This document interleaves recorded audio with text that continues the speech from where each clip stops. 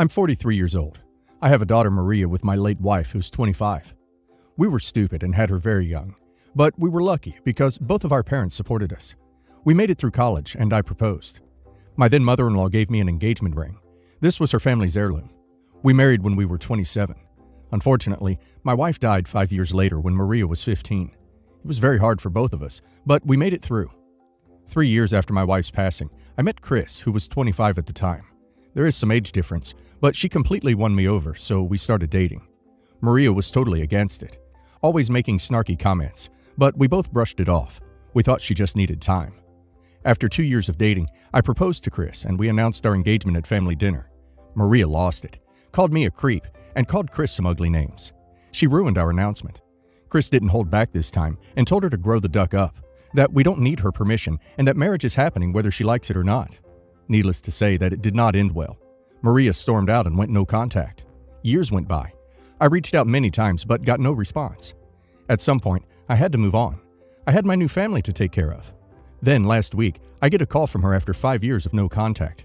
She was all nice, no apologies, and then told me that her boyfriend wants to propose and asked me for her mother's engagement ring. I told her no. After so many years of no contact, she didn't even ask me how I am. Then I told her that she abandoned me. I moved on, and she can't expect anything from me anymore.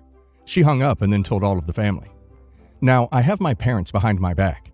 My ex-mother-in-law called, furious, and told me that this ring belongs to my daughter as a family heirloom. I have some doubts now. Legally, it's mine, and Maria practically disinherited me. But I don't know. Am I the a-hole? You're the a-hole. I'm sorry. You're saying your daughter disinherited you? Dude, you are disinheriting her by keeping the ring that was her late mother's. Given the fact that you didn't pay for said ring, you have zero claim over it. Honestly, the ring should have gone to her before she moved away, but it didn't. Now, when it's time to pass it along, and an opportunity for an olive branch and reconciliation, you were being childish and not giving her the literal inheritance left by her mother in that side of the family. Grow up. Huge a-hole vibes. You're the a-hole. I can see why she went no contact. Sounds like your daughter judged you and the new wife correctly. Give your daughter her mother's ring. I can't believe you actually have to be told this. Unpopular opinion, everyone sucks here. Here's my math. You were 32 when your wife died, 35 when you met Chris, who is 25. Decent age gap, but nothing atrocious in my opinion. Chris is 25 when Maria is 18. That's a little close for comfort between Maria and Chris. But you're a young father, so I feel like that's to be expected if you date anyone younger than yourself. You got married 5 years after your wife passed. Everyone is different, so I can't say if that's short or long, but it's not like you were remarried within the year. Maria sucks for being a brat about your relationship, unless you're leaving something big out like an actual conflict between her and Chris, or any mistreatment, neglect from you, Chris, directed toward Maria. Chris sucks for losing her crap at Maria. You both suck for brushing it off the entire 2 years of your relationship that your daughter hated your girlfriend or fiancé. That should have been addressed very early on, instead of coming to a head when you announce your engagement. But you did try to reconcile after she went no contact, and you can't force someone, assuming you did your best. As for the ring, I think that's hard.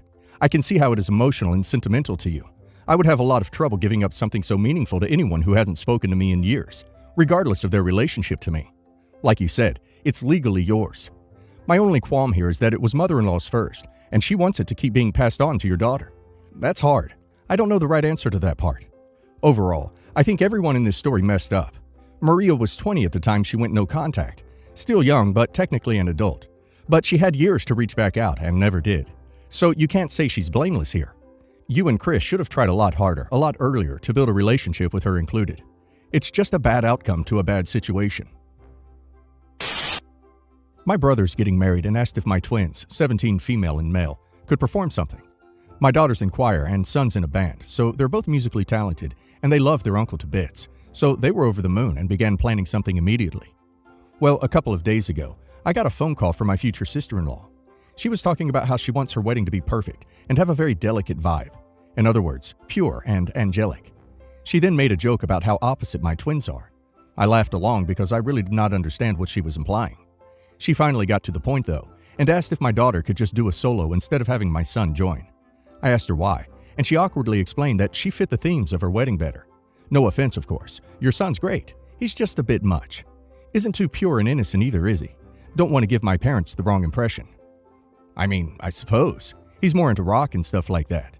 His hair is messy and he dresses exactly the way you're imagining, but he's not a bad kid. And it's not like he was going to play a crazy rock and roll song at the wedding either. And he wasn't going to show up in baggy ripped jeans or whatever. I told my future sister-in-law that what she was requesting was really unfair, and that my brother asked the both of them. It would crush my son if he was asked to back out. I asked her if she would be willing to tell my son.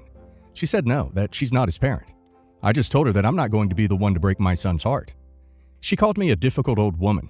I'm only 5 years older than her, who's going to ruin her special day. She yelled at me some more about not taking responsibility as his parent before hanging up. Her sister texted me sometime later, saying that my son's a big boy and he'll be fine. But they're not the ones who've been listening to him talk about how excited he is to perform for his uncle, who he sees as his father figure. Am I the a-hole? I know that I should be the one to break it to him, but what she's requesting really is not fair. She should have at least discussed it with my brother before he put the idea in their heads. Not the a-hole. You need to talk to your brother about this ASAP. Let him sort things out with his bride. Do not mention anything about the conversation with Bridezilla to either of the twins. If changes are called for, your brother should be the one to rescind the invitation to your children, not you. Not the a-hole, but I wouldn't let either kid perform. If you let daughter perform without her brother, it's going to cause a rift, potentially sibling rivalry and jealousy. Sister-in-law being a huge female dog. Dying to know if precious future sister-in-law also fits into her pure theme. OP, go tell your brother and report back what he says ASAP. I'm stuck in a hospital waiting room and need drama to feed my soul. Update. My brother didn't believe it at first, but eventually confronted his fiancée about it. She said some weird things apparently, but ultimately denied it and kicked him out. He's staying with me while he figures things out. The kids don't know yet, and we don't plan on telling them for a bit. They're having fun with their uncle, though. His fiancée is ignoring all his calls and stuff, so I guess the wedding's on hold. I have 2 daughters, Maddie, 30, and Jess, 28. They're both beautiful young women with a lot going on for them. Maddie got married in summer 2021, while Jess got married this past December. Maddie always wanted a traditional large wedding with the whole extended family and the big reception. She ended up having about 150 guests attend, and it was a blast. Jess, however, always wanted something more low-key, which suited her personality better. She doesn't love being the center of attention, and said many times how she thinks spending a ton of money on one day is unreasonable, which is fair. From the time they were little, my spouse and I saw that coming, and were okay with it. Planning Maddie's was a lot, so we were honestly a little relieved when she told us. She had a very small wedding, but then rented out a space for a celebration a week after that she invited relatives to. Due to a few factors, which I believe would be doing it in the winter versus summer, not inviting people to the real wedding, and just being less of a social person her whole life than Maddie, not as many relatives attended Jess's event. We have a large extended family, but only about 1/3 of the relatives who went to Maddie's wedding attended Jess's event. She also didn't receive nearly as much money gifted. Maddie told us from family her husband and her got about $25K, which they put towards a down payment, while Jess got some money, but just a few thousand, mostly from her grandparents. Jess was complaining about it this weekend and saying how the favoritism that Maddie got was unfair. Said that it's proof that the family doesn't care about her, and to be honest, she was sounding a little bratty.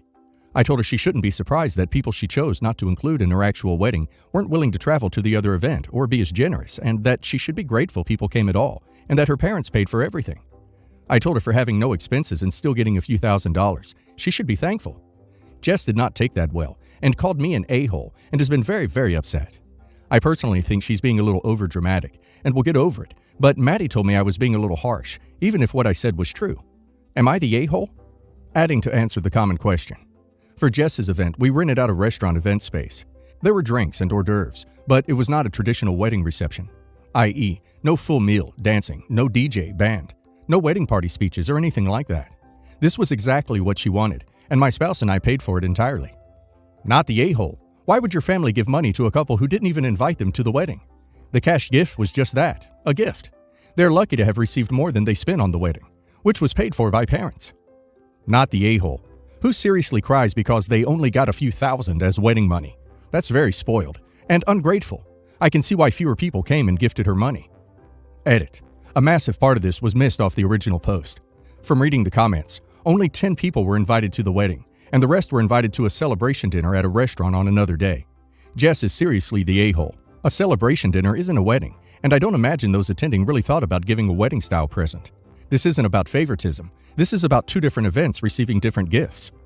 Not the a-hole. Did she seriously expect gifts from people she didn't invite? As we introverts know, there is a significant economic cost to being the way we are.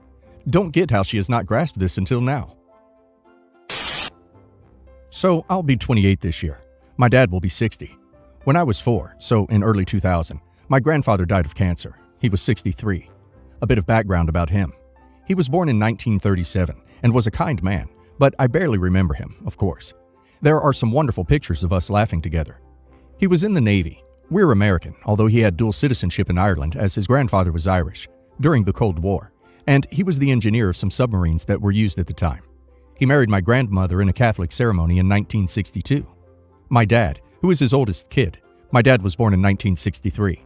His brother was born in 1966, and his sister was born in 1970, was pretty close to him. My younger brother is named after him. My grandmother, who was a firm atheist, no wonder that didn't work out, right? Divorced him in 1979, leaving their 3 children behind with him, though she originally left in 1975. The divorce just wasn't finalized yet, though she did return for my aunt after a year or so. My grandfather was crushed, and so my dad, at the age of 12, essentially raised his younger brother and took care of the house. The house in question is a 3-bedroom, 2-bathroom, 1-story in the Bay Area of California. One of the most expensive places to live in the country. It was paid off entirely well before his death, and he left behind a substantial amount of money, but more on that later. In early 1980, he married my stepmom. They loved each other very much. She too had several children from her first marriage. 3 daughters, I think, but I've only ever met 2 of them. They're about the same age as my dad, maybe a bit younger. In any case, my grandfather died in 2000. For the remaining 18 years of his second wife's life, she never worked, never got on any kind of government assistance. In that time, my dad always treated her very similarly to his biological mother, despite having been 15 or 16 when he met her. She was my grandmother, the same as my 2 biological grandmothers. In fact, I saw her the most frequently of the 3 until we moved to another state. She treated me like her grandchild, and my dad like her son. I didn't even know which of my grandmothers wasn't related to me until I was older. It was all the same. In fact, all 3 of my grandmothers got married and had their first child before the age of 20. All 3 of them got a divorce, and they all gave me the same advice. Don't do what I did. I followed that advice, which all 3 of them appreciated.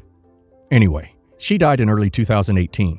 She never told us she had cancer. No one knew until after her death, except her eldest daughter. We all were devastated, of course, but she was nearly 80. She was just the same as I remember her being when I was 5, but she had indeed aged. My grandfather's entire estate went to her upon his death, of course, because she was his spouse, but we never got a penny of it. My dad, his eldest son, his biological child, didn't get the fully paid off, as I said, house he grew up in. A house the same size in the same area costs between $650,000 and $1 million today. Instead, it went to a woman who lived there for 2 years before she left for college. The rest of his estate, which my dad's stepmom had been living comfortably off of without working for 18 years, went to her daughters. In her will, she specified that my dad, his siblings, or any of their children were not to receive any of the estate. None of it. We never got a penny.